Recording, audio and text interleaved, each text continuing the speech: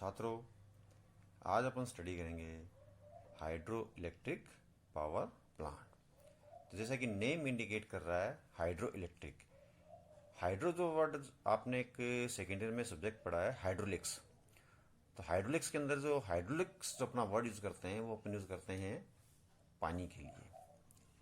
तो यानी hydro electric power plant से अपना मतलब है कि अपन पानी जो है पानी को यूज करते हुए इलेक्ट्रिकल एनर्जी जिस प्लांट से जनरेट करते हैं वो अपना कहलाता है हाइड्रो इलेक्ट्रिक पावर प्लांट। तो इस हाइड्रो इलेक्ट्रिक पावर प्लांट के अंदर कुछ इसके बेसिक्स एलिमेंट्स होते हैं।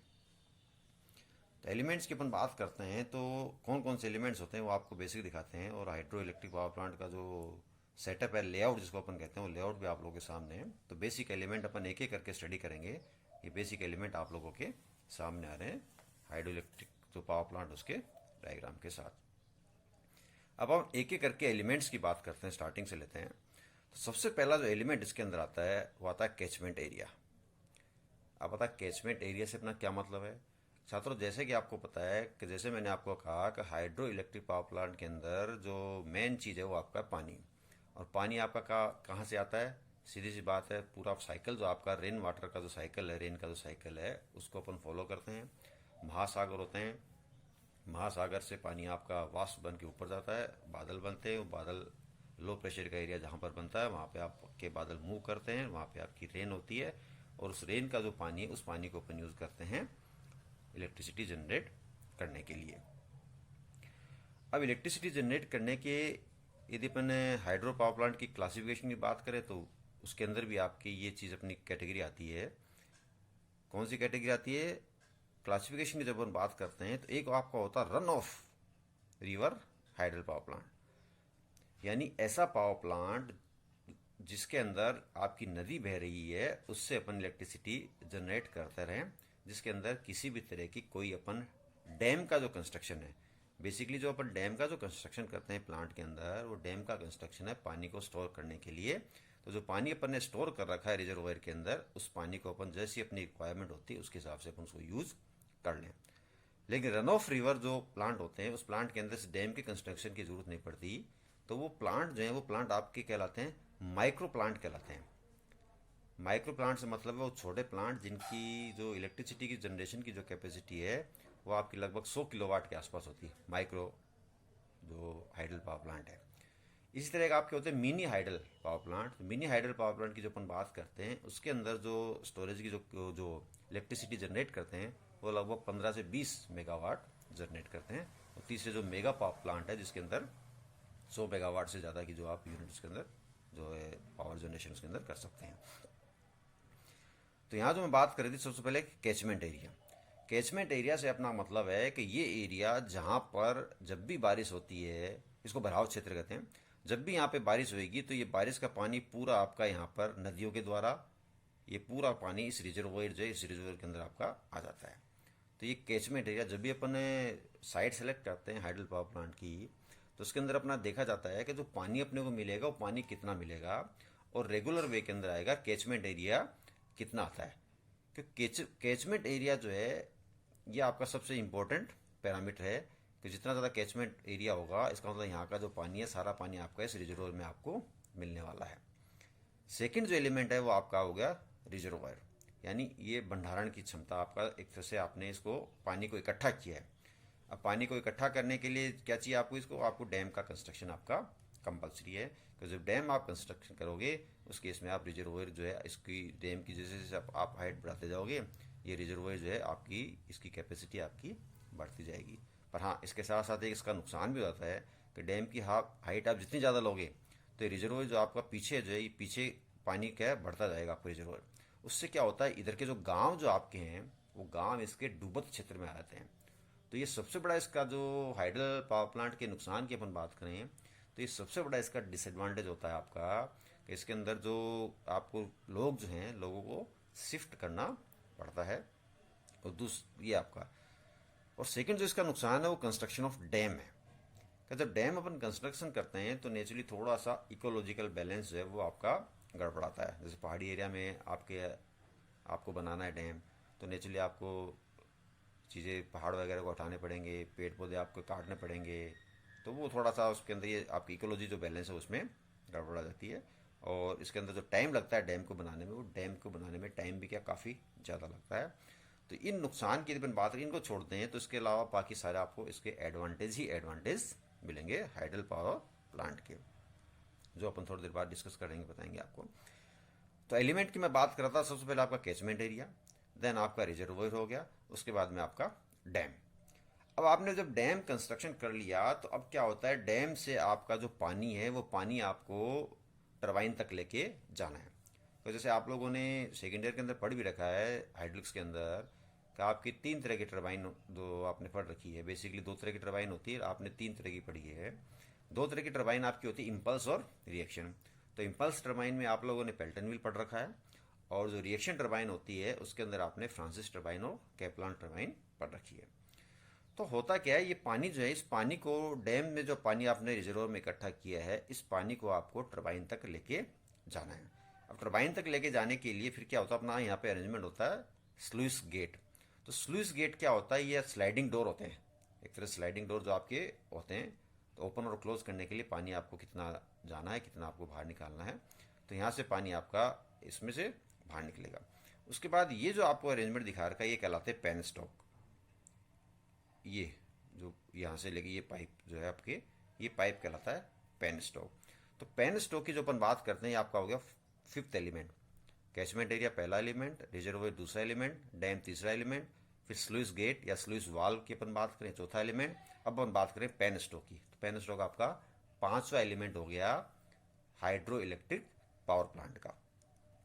पेन स्टॉक क्या है छात्रों, पेन स्टॉक आपके स्टील के या सीमेंट कंक्रीट के बड़े बड़े पाइप हैं, जिनके द्वारा पानी को रिजर्वोयर से टरबाइन तक, या इस टरबाइन का इसको अपन कहते हैं पावर हाउस, तो टरबाइन तक आपका जो पावर हाउस तक जो है आपको पानी को पहुंचाना है। तो ये जो बड़े बड़े पाइप हैं जिनके अंदर वाटर आपका फ्लो होता है, ये आपका कहलाता है पेन स्टॉक। ये आपने इसको सपोर्टिंग के लिए बना रखे अपन ने, जो यहाँ पानी को सपोर्ट देने के लिए अलग जितने भी रिक्वायरमेंट होते हैं उसके हिसाब से सपोर्ट के लिए आपने लगा के अरेंजमेंट। और यहाँ पर आपने वाल्व है, इस वाल्व के द्वारा आपको ओपनिंग क्लोजिंग करके अपन पानी को यहाँ पे कम या ज़्यादा या पानी को बंद कर सकते हैं टरबाइन में जाने के लिए। तो ये पेन स्टॉक के बारे में अपन ने छात्रों बात की। पेन स्टॉक के बाद में इसका जो एक और इम्पोर्टेंट एलिमेंट है वो आपका है सर्ज टैंक। ये सर्ज टैंक भी बहुत इंपॉर्टेंट आपका एलिमेंट है। अब सर्ज टैंक का काम क्या है, जैसा कि छात्रों आपको पता है कि जब टरबाइन आपकी रन करती है तो टरबाइन के ऊपर जो लोड जो है वो लोड आपका कम या ज़्यादा हो सकता है। तो जो लोड कम या ज़्यादा होता है तो उसके अकॉर्डिंग टरबाइन के अंदर जो पानी आ रहा है उसको भी आपको, पानी की जो क्वांटिटी है उसको भी कंट्रोल करना पड़ता है। क्योंकि यदि टरबाइन के ऊपर लोड ज़्यादा आ गया, इसका मतलब आपको ज़्यादा इलेक्ट्रिसिटी जनरेट करनी है तो पानी की क्वांटिटी आप ज़्यादा दोगे। जो टरबाइन के ऊपर लोड कम हो गया है, इसका मतलब आपको पानी की सप्लाई कट करनी पड़ेगी, तो पानी की सप्लाई आपको कम करनी पड़ेगी। अब छात्रों होता क्या है, जब पानी की क्वांटिटी कम या ज़्यादा अपन करते हैं, जैसे अचानक आपको पानी की सप्लाई रोकनी है, तो जैसे आप पानी की सप्लाई यहाँ पे रोकोगे तो क्या होगा, यहाँ पे जो पेन स्टॉक है, पेन स्टॉक में बैक प्रेशर जाएगा। तो जो तेज़ी से जो पानी यहाँ से आपका आ रहा था, उस पानी को आप जैसे ही रोकने की कोशिश करोगे तो होता क्या है, पानी जाके इस जो पाइप है, पाइप की दीवारों पे जाके स्ट्राइक करेगा। तो इस फिनोमिना को अपन कहते हैं वाटर हैमर। तो उस वाटर हैमर की फिनोमिना से क्या होता है, इस पेन स्टॉक के ब्रेक होने की संभावना होती है, टूटने की संभावना होती है। तो अब अपन क्या करें इस चीज़ को अवॉइड करने के, तो इसमें अपन क्या कहते हैं, इस टरबाइन का जो एरिया आपका, टरबाइन के एरिया के पास में अपन सर्ज टैंक लगा देते हैं। सर्ज टैंक एक तरह से कुछ भी नहीं, अलग अलग शेप का हो सकता है आपका। ये अपने सिलेंड्रिकल शेप दिखा रखा है, इसमें आपका शंकु टाइप का भी, कोनिकल शेप भी हो सकता है। यहाँ पे आपके इस तरह से कोनिकल शेप भी हो सकती है, तो अलग अलग इसमें शेप आपकी हो सकती है। अब सर्ज टैंक का फायदा क्या होता है, जैसे आपने पानी की सप्लाई यहाँ पे रोकी, सडनली यदि अपने को कम करनी पड़ती है पानी की सप्लाई, वो लोड पे डिपेंड करती है, या और कोई टेक्निकल फॉल्ट आ जाए जिसकी वजह से आपको पानी को रोकना हो, तो जैसे ही पानी की क्वांटिटी आपको कम करनी होती है तो क्या होता है, जैसे आप पानी रोकोगे तो बैक प्रेशर जाने के बजाय सर्ज टैंक जो है, इसके अंदर पानी का लेवल आपका ऊपर जाता जाएगा। तो उससे होगा क्या, वाटर हैमर की फिनोमिना जो है, वो वाटर हैमर की फिनोमिना को आप अवॉइड कर दोगे। और वाटर हैमर की जब फिनोमिना अवॉइड हो जाएगी तो इसके पेन स्टॉक के ब्रेक होने की जो संभावना है वो भी आपकी कम हो जाएगी। इसलिए सर्ज टैंक आपका एक बहुत इंपॉर्टेंट एलिमेंट आपका है। अच्छा, जब आपको पानी ज़्यादा चाहिए तो आप इसको जनरली, जैसे मैंने कहा ना, इसको टरबाइन के पास में लगाते हैं सर्च टैंक को। तो जब पानी आपको ज़्यादा चाहिए, लोड बढ़ गया तो पानी आपको ज़्यादा चाहिए, तो पानी क्या यहाँ से वापस जब मूव करेगा तो उसमें टाइम भी आपका ज़्यादा लगेगा। तो सर्च टैंक में जो पानी आपका ज़्यादा था वो पानी आपका क्या होगा, तुरंत पहले आपके यहाँ पे पहुँचेगा इस पानी के कंपेरिजन में। तो सर्च टैंक क्या होता है, जब आपका एक तरह से आप कह सकते हो ये शॉक एब्जॉर्बर की तरह काम कर लेता है कि जब पानी आपका ज़्यादा, जैसे आपने पानी की सप्लाई कट की तो ये पानी को स्टोर कर लेगा, जब पानी आपको ज़्यादा चाहिए तो ये यहाँ से सप्लाई कर देगा। तो इसके अंदर लेवल क्या आपका ऊपर नीचे इसके अंदर होता रहता है अकॉर्डिंग टू रिक्वायरमेंट, जैसा कि आपकी लोड के हिसाब से पानी की जो रिक्वायरमेंट होती है। तो ये अपना हो गया सर्ज टैंक। अब आपका ये हो गया पावर हाउस, जिसको अपन कहते हैं टरबाइन का रूप।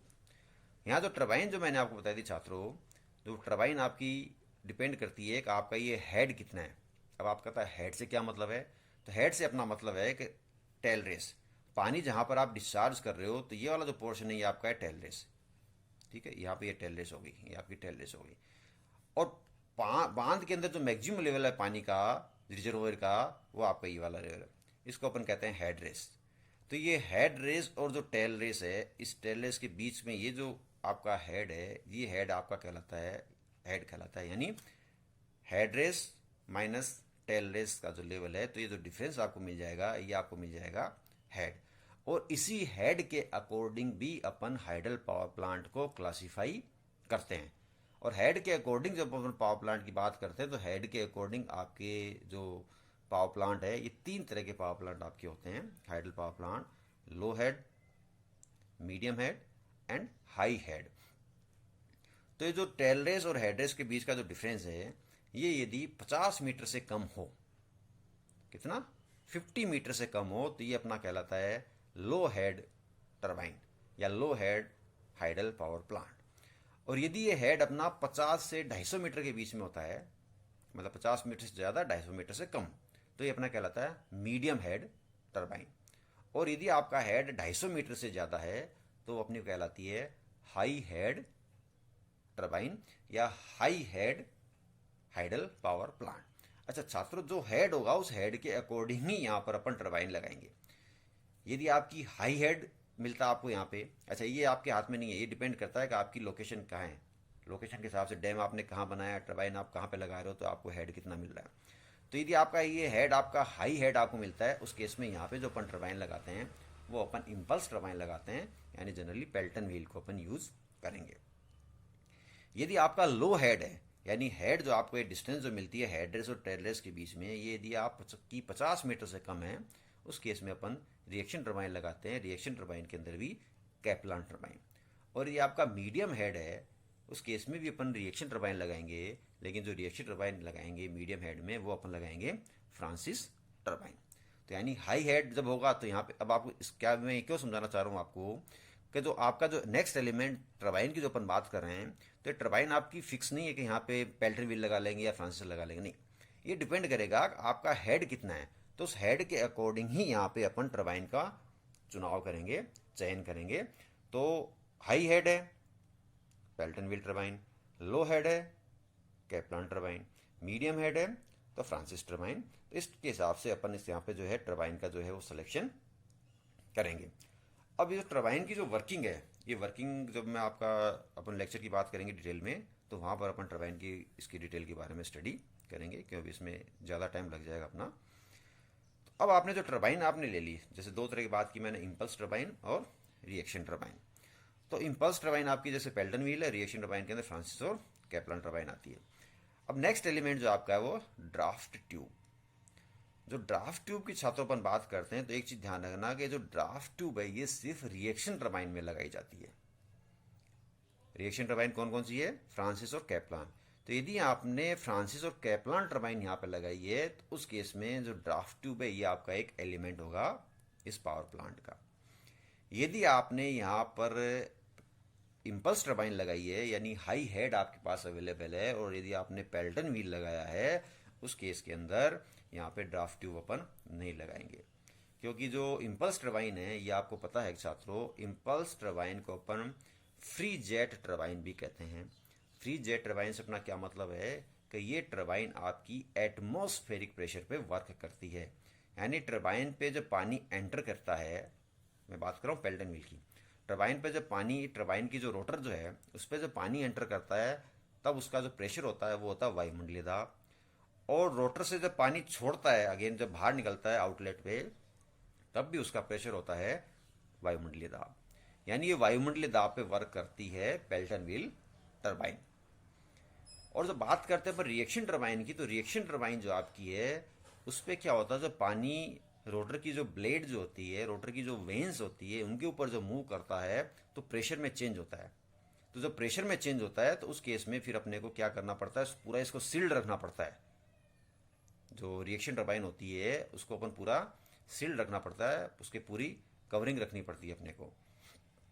तो पानी इसलिए अपन टेल स्टॉक जरूरी है कि उसके अंदर कोई भी जो एलिमेंट है वो आपका एयर की एंट्री वहाँ पर नहीं होनी चाहिए। तो रिएक्शन टरबाइन के अंदर जो पूरा एरिया जो है वो पूरा एरिया आपका पानी से भरा हुआ चलता है। और जो पानी जो है, जो अपने इसको ड्राफ्ट ट्यूब की जो बात कर रहे हैं, ड्राफ्ट ट्यूब का जो लोअर जो पोर्शन है जहाँ से पानी बाहर निकलता है, ये आपका टेल रेस के अंदर, या जो टेल रेस है तो उससे नीचे होता है। यानी ये इसका जो ड्राफ्ट ट्यूब का जो एग्जिट है, ये एग्जिट आपका पानी के अंदर डिप रहता है, पानी के अंदर डूबा हुआ रहना चाहिए। तो इसलिए जो मैंने कहा ना बिल्कुल क्लोज होना चाहिए, उसके लिए एक वर्ड यूज करते हैं अपन, केसिंग। तो यानी कहने का क्या मतलब है, यदि अपन बात करते हैं रिएक्शन टरबाइन की, तो रिएक्शन टरबाइन में केसिंग मस्ट है, उसको पूरा कवर करना आपको जरूरी है। लेकिन यदि अपन बात करें इंपल्स टरबाइन की, तो उसमें यदि आप केसिंग यूज नहीं करो तो आपको कोई दिक्कत नहीं है। पावर लॉस में किसी भी तरह का कोई आपका पावर लॉस कुछ भी नहीं होगा। लेकिन रिएक्शन टरबाइन में यदि आपने केसिंग यूज नहीं की तो आपकी जो पावर जनरेट है वो होगी नहीं, क्योंकि प्रेशर डिफरेंस पे वर्क करती है रिएक्शन टरबाइन। इंपल्स टरबाइन में भी केसिंग अपन लगाते हैं, पर उस केसिंग का जो पर्पज होता है वो सिंपल सा पर्पज होता है कि जब हाई स्पीड का पानी जब रनर की जो रोटर जो होता है उस पर जाके टकराता है तो पानी क्या उछलता है वापस। तो जो पानी जो स्प्लिट उछलता था पानी, उसको अवॉइड करने के लिए अपन क्या करते हैं, केसिंग लगाते हैं। अदरवाइज तो क्या होगा, जो वहाँ पे काम करेंगे, जो वर्कर वगैरह काम करते हैं, तो पानी उछल के किसी भी गिरता है तो एक्सीडेंट होने की संभावना भी आपकी हो जाती है। तो उसके अंदर केसिंग अपन लगाते हैं इंपल्स टरबाइन में। तो दोनों में केसिंग का अलग अलग पर्पज है, पर रिएक्शन टरबाइन के अंदर केसिंग आपकी कंपलसरी है, उसके बिना आपका वर्क नहीं होगा। तो पानी आपका यहाँ डिस्चार्ज हो जाएगा टेल रेस में। अब ये जो टरबाइन था, टरबाइन की जो साफ्ट है, टरबाइन की साफ्ट से जनरेटर की साफ्ट अटैच होती है। और जनरेटर क्या है, जनरेटर आपकी एक ऐसी डिवाइस है जिसके अंदर इनपुट जो आपका है वो होता है मैकेनिकल एनर्जी, और आउटपुट जो आपका होता है वो होता है इलेक्ट्रिकल एनर्जी। तो जनरेटर के द्वारा फिर क्या होती है कि टरबाइन से अपने को मैकेनिकल वर्क मिलता है, तो ये मैकेनिकल वर्क अपन ट्रांसफर करते हैं जनरेटर में। दोनों को एक साफ्ट है, कपलिंग के द्वारा साफ्ट को अपन कनेक्ट कर देते हैं। और जनरेटर से जो इलेक्ट्रिसिटी मिलती है उस इलेक्ट्रिसिटी को फिर अपन पावर हाउस जो आपका उसके अंदर जो कि डिफरेंट एलिमेंट्स होते हैं आपके, उनसे लेता हुआ अपन, और बाद में फाइनली जो ट्रांसमिशन लाइन्स होती है, इस ट्रांसमिशन लाइन के द्वारा जहाँ पर भी अपने को इलेक्ट्रिसिटी की जनरेट होती है, उन ट्रांसमिशन टाइप आपने देखी भी होंगे, कभी आप जैसे विजिट करते हो तो आपके बड़े बड़े जो अपने अलग अलग केवीज की जो लाइन्स जाती है, वहाँ पे इलेक्ट्रिसिटी अपन वायर के द्वारा भेज देते हैं। और जहाँ पर भी रिक्वायरमेंट होती है उस रिक्वायरमेंट पर वहाँ पर अपन इलेक्ट्रिसिटी को जो है यूज़ कर लेते हैं। तो ये छात्रों अपन ने एक जनरल सा डिस्कशन किया हाइडल पावर प्लांट के बारे में। अब इसके जैसे कुछ डिसएडवांटेज तो मैंने आपको बताए थे, पर इसके यदि अपने लाभ की बात करें कि क्या क्या इसका एडवांटेज हैं, तो एडवांटेज आपका है कि ग्रीन एनर्जी आपको देता है। ग्रीन एनर्जी से क्या मतलब है कि जब अपन इससे इलेक्ट्रिसिटी जनरेट करते हैं, तो जैसे थर्मल पावर प्लांट की अपन बात करें या न्यूक्लियर पावर प्लांट की बात करें, तो उससे एग्जॉस्ट गैसेज जो बाहर निकलती है उससे अपने को लॉसेस, जो एग्जॉस्ट गैसेज है वायुमंडल के अंदर जाती है, तो उसके अंदर जो ह्यूमन बीइंग है या जो पेड़ पौधे अपने एनवायरनमेंट को बहुत ज़्यादा नुकसान होता है। तो ये ग्रीन एनर्जी है, इसके अंदर किसी भी तरह का आपका कोई एनवायरनमेंट को नुकसान नहीं है। हाँ, ये थोड़ा सा जैसे मैंने कहा था इकोलॉजिकल बैलेंस है कि जब आप डैम को बनाते हो तो वो थोड़ा सा इकोलॉजिकल बैलेंस आपका बिगड़ता है। नेक्स्ट जो इसका फायदा है कि पर यूनिट कॉस्ट की अपन बात करें, तो यहाँ पे क्या, पानी आपने डैम में एक बार स्टोर करके बना लिया, तो पानी जो आप यूज कर रहे हो तो एक तरह से रनिंग कॉस्ट इसकी कुछ भी नहीं है। उसके अंदर क्या होता है, अपने थर्मल पावर प्लांट में कोल चाहिए आपको, जो रनिंग कॉस्ट आपकी उसके अंदर आती है। न्यूक्लियर पावर प्लांट में आपको न्यूक्लियर फ्यूल्स चाहिए, गैस पावर प्लांट में आपको गैस चाहिए, डीजल पावर प्लांट में आपको डीजल चाहिए। पर यहाँ पर आपको पानी चाहिए, तो इस रनिंग कॉस्ट जो है, रनिंग कॉस्ट आपकी बाकी प्लांट के कंपैरिजन में करेंगे तो पर यूनिट जो इलेक्ट्रिसिटी की जो कॉस्ट आएगी, वो पर यूनिट इलेक्ट्रिसिटी की कॉस्ट आपकी काफ़ी कम है इसके अंदर। ये इसका सबसे बड़ा दूसरा जो एडवांटेज है, वो सबसे बड़ा इसका दूसरा इसका एडवांटेज है। तीसरा जो एडवांटेज है कि इसकी जो लाइफ है वो लाइफ काफ़ी होती है। थर्मल पावर प्लांट और न्यूक्लियर पावर प्लांट की अपन बात करेंगे तो 20-25-30 साल के आसपास उनकी लाइफ होती है। और जो आपका ये पावर प्लांट है ये 50 ईयर्स 60 ईयर्स के आसपास या 70 ईयर के आसपास इसकी लाइफ होती है। तो ये कुछ एडवांटेज और डिसएडवांटेज है जो कि अपन ने इसके बारे में डिस्कस किए हाइडल पावर प्लांट के। तो आज के लिए छात्रों इतना ही बहुत है। नेक्स्ट टर्न पे अपन अगला चैप्टर जो है उसके बारे में अपन स्टडी करेंगे। धन्यवाद।